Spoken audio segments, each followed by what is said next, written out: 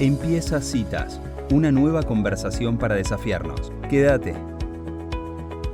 Bueno, y llegó el momento de innovación en el agro. Estamos en línea con nuestro columnista, el ingeniero agrónomo Carlos Beco.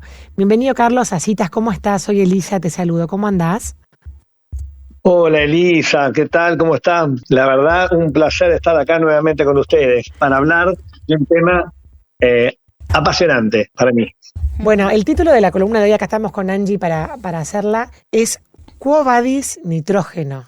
¿Qué quiere decir Quo Vadis Nitrógeno, Carlos? ¿Cómo lo pensaste? Bueno, justamente me pareció un título para llamador, ¿no? Para pensar en algo que es fundamental para la agricultura y para los agricultores, para los productores agropecuarios, que es el nitrógeno, ¿no es cierto? El nitrógeno es uno de los elementos fundamentales para asegurar la producción, es uno de los costos más significativos, una de las inversiones más significativas que tenemos que enfrentar al momento de fijar los costos, y por eso quería profundizar qué pasa con el nitrógeno, a dónde va el nitrógeno, por eso la pregunta, ¿no? ¿A dónde va el nitrógeno después que lo aplicamos, ¿no es cierto? Si te parece, empezamos por el principio, y quiero decirte que hasta hace muy poquito tiempo atrás, ¿no es cierto?, hasta fines del siglo XIX, la única manera de usar nitrógeno era a partir de abonos orgánicos, estiércol, guano, ¿no? O sea, los fertilizantes sintéticos, de los cuales el más común es la urea, pero básicamente todos los 90% de los nitrógenos que utilizamos son en día sintéticos, vienen a partir del nitrógeno de la atmósfera, ¿no es cierto? Hubo un químico alemán, se llamó Fritz Haber, que descubrió la manera de capturar el nitrógeno en la atmósfera, ¿no es cierto? Y este proceso se expandió a partir de la Primera Guerra Mundial, porque cuando terminó la Guerra Mundial, muchas de las fábricas de explosivos se convirtieron para producir fertilizantes. Ah, mirá ¿no? vos, no sabía eso.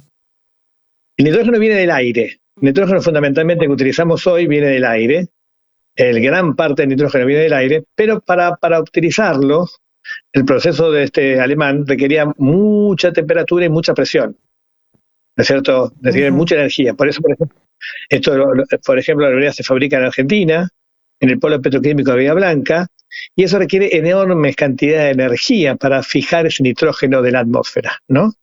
El 70% del nitrógeno que aplicamos viene de acá, ¿no es cierto? Así que, primero el origen. Por ese motivo, uno de los motivos por cual tiene tanta atención, por la huella ambiental, es que requiere altísimas temperaturas y altísima presión. Por eso la huella ambiental, la huella de carbono de los fertilizantes nitrogenados es muy alta, es muy, muy alta. Es el responsable del 50% de la huella de la agricultura, está vinculada con la producción, el aporte de nitrógeno, ¿no es cierto?, con la producción de nitrógeno. Con lo cual es un tema que tendría que tener mucha importancia. Ahora bien, como le decíamos al principio, la fertilización nitrogenada es clave para la producción agropecuaria y representa uno de los costos más significativos. La mitad de los costos típicamente es el fertilizante, ¿no es cierto? Pero también dijimos que es el principal responsable del impacto ambiental, de la huella de carbono, ¿no es cierto? Con lo cual deberíamos prestarle mucha atención a ese aspecto. Y lo muy llamativo es que de toda la fertilización que aplicamos, ¿no es cierto?, solamente, según los distintos expertos, el 50% se utiliza por el cultivo. ¿Cuánto? ¿Se entiende? En la mitad. La mitad, apenas la mitad. Si aplicamos 100 kilos de urea, la realidad es que el cultivo está aprovechando la mitad. ¿Qué pasa con el resto? Por eso, Quo Vadis nitrógeno. ¿Qué pasa con el resto? Bueno, se desperdicia. Eso es lo llamativo, ese es el mensaje, se desperdicia. Una parte es arrastrada por las lluvias y termina en los cursos de agua, en los ríos. La otra parte es lixiviada a la profundidad del perfil, o sea, se va a las napas. La otra parte se volatiliza, o sea, no se aprovecha, se volatiliza como amoníaco. Y finalmente otra parte es degradada por los microbios y produce el gas de la risa, el óxido nitroso. Pero no vamos a vamos a detenernos más adelante a hablar de ese óxido nitroso. Pero quiero decir, el consumo el insumo más importante del agro, de los productores agropecuarios, el 50% se aprovecha, el 50% se desperdicia. Esto es una llamada de atención muy fuerte que tenemos que comunicar y hablar, decir, cómo lograr, cómo hacer para ser más eficientes en este uso de este elemento tan clave para la producción y para la humanidad. Uh-huh. Bien, vamos a ver ahora, como tratamos de ver siempre, el lado positivo, cómo se puede mejorar esto, ¿cierto? Vamos a hablar básicamente de tres cositas, tres claros mensajes cómo mejorarlo. La primera es muestrear. O sea, cuando fertilizamos, es importante decir, bueno, ¿cómo está mi suelo? ¿Cuánto necesita? ¿No es cierto? ¿Sabés que apenas un 25% de los productores muestrean el suelo antes de fertilizar? Ajá. No sabía. Muy poco. No sabía que solamente tampoco. Pensaba que más. No. Apenas el 23% datos del Ministerio de Agricultura y Ganadería y Pesca. ¿No es cierto? Y las muestras que toman son muy sencillas, muy básicas, ¿no es cierto? Se toman pocas muestras por hectárea porque es un proceso caro y engorroso, ¿no? Cualquiera que ha mostrado tiene que saber, Angie seguramente debe saber, ¿no es cierto?, lo que significa tomar muestras, poner la bolsita, caminar el campo. Es un proceso engorroso, ¿no es cierto? Hoy en día, la tecnología digital, la revolución digital ofrece herramientas para hacer este proceso mucho más efectivo y mucho más eficiente. Hay empresas como Easy Agro o Glimax y otras muchas más que ofrecen equipos móviles que circulan sobre el terreno y que mediante sensores sofisticados, en vez de tomar 3 o 4 muestras por suelo, por hectárea, toman hasta 1000 lecturas de suelo por hectárea. Toman una lectura cada 10 metros cuadrados. Además de medir nitrógeno, miden compactación, humedad, micronutrientes, un montón de cosas. Y si esto encima lo combinás con imágenes satelitales, puedes tener un diagnóstico mucho más preciso de qué es lo que necesita tu suelo. Claro. ¿No es cierto? O sea, al tener más precisión, vas a poder diagnosticar mejor. ¿No es cierto? Y esto, en vez de, primero, muestrear y muestrear mejor, vas a poder tomar muchas mejores decisiones. Vamos a la segunda parte del proceso. Ok, tengo la información, tengo la idea, digo, bueno, ¿cuánto voy a aplicar? ¿Qué dosis de nitrógeno voy a aplicar? ¿No es cierto? Para aplicar la dosis de nitrógeno es necesario hacer un balance. ¿No es cierto? ¿Cuánto hay? ¿Cuánto quiero agregar? ¿Cuánto se va a llevar el cultivo? ¿Cierto? Es todo una estimación, un cálculo. Lamentablemente, la mayoría de estos cálculos se hacen muchas veces a ojo o con un esquema muy sencillo, un Excel en el mejor de los casos. ¿Cierto? Son cálculos complejos. Gracias a la tecnología, hoy hay aplicaciones digitales que te permiten hacer ese cálculo de una manera mucho más precisa, mucho más eficiente y con mucho mejor resultado. Ahí me quiero destacarte, por ejemplo, una aplicación que se llama Triguero, que fue desarrollada por Acrea. Hay un algoritmo que se llama Nitrógeno INTA, que fue hecho a partir de un convenio entre el INTA y Auraban. Y hay algo muy interesante que se llama una propuesta que se llama Nutrixia. Nutrixia, que es una propuesta desarrollada por un joven equipo cordobés, que permite definir la dosis óptima a aplicar de nitrógeno en 34 cultivos. Es decir, acá hay una herramienta, viste, como de la misma manera que vos calculás en una calculadora, ¿no es cierto? En tu teléfono, en tu celular, podés determinar con mucha más precisión para cada ambiente cuánto necesitas de nitrógeno, ¿no es cierto? Y no haciendo una estimación grosera en tu, así, al tuntún, ¿no es cierto? Carlos, acá Angie, ¿cómo estás? Te escucho. Que hay plantas que son más eficientes, ¿no? O sea, tenía 2 preguntas. Una es que según el cultivo también dependerá, porque, por ejemplo, las leguminosas entiendo que tienen más capacidad para absorber el nitrógeno y quizás hace más eficiente la aplicación, ¿no? Buenísima pregunta, Angie, buenísima pregunta. Justamente, por eso en las calculadoras que estaba hablando, no es lo mismo fertilizar o decidir la dosis para un nitrógeno, para un maíz, que para una soja, o para un trigo o un girasol.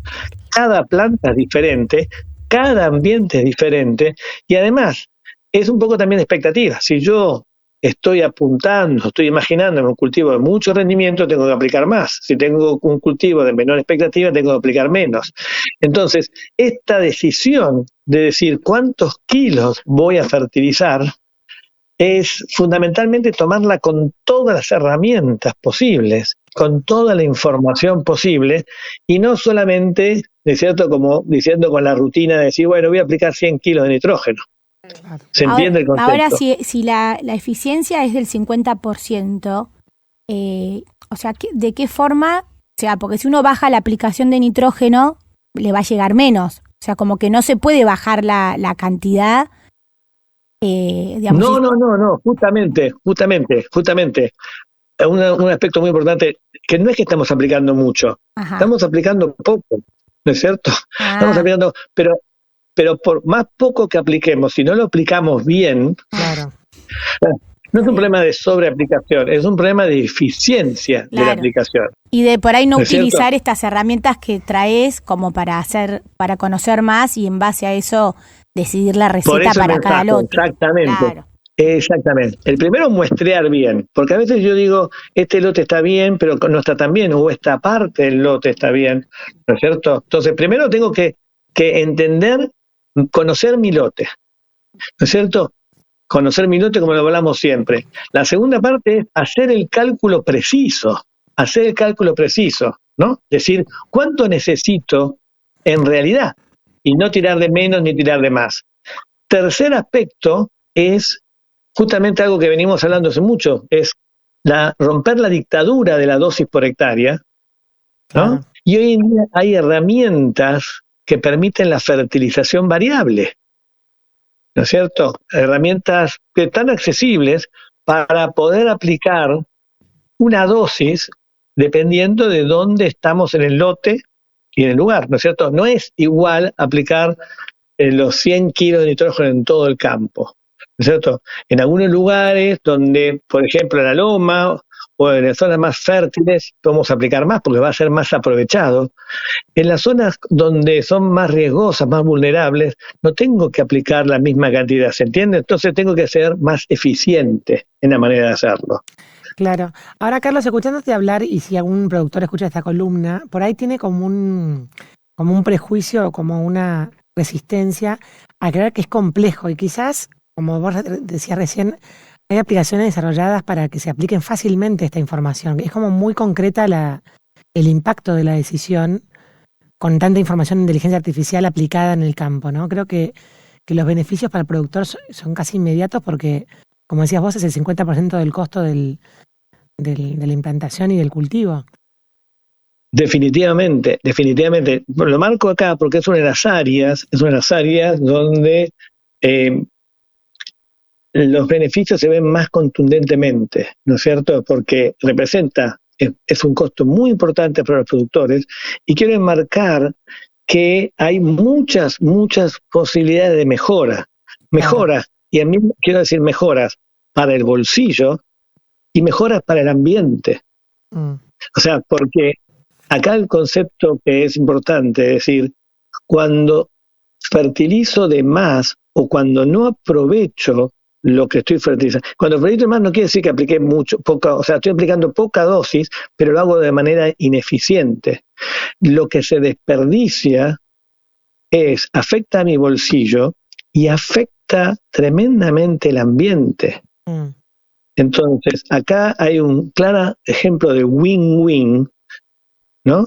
Donde en la medida que yo sea más eficiente, ¿cómo? Porque muestreo mejor el suelo, porque tomo muestras, porque decido con más precisión la dosis a utilizar, ¿no es cierto? Utilizando herramientas muy fáciles, porque fertilizo de manera precisa donde tengo que fertilizar. Y otra cosa también, para terminar, hay herramientas que son, o sea, la urea es una perlita, ¿no es cierto?, que se aplica al suelo, ¿no es cierto? Muchos lo pueden ver esto, pero como les digo, si esa esa bolita aplicada al suelo no está protegida, se volatiliza.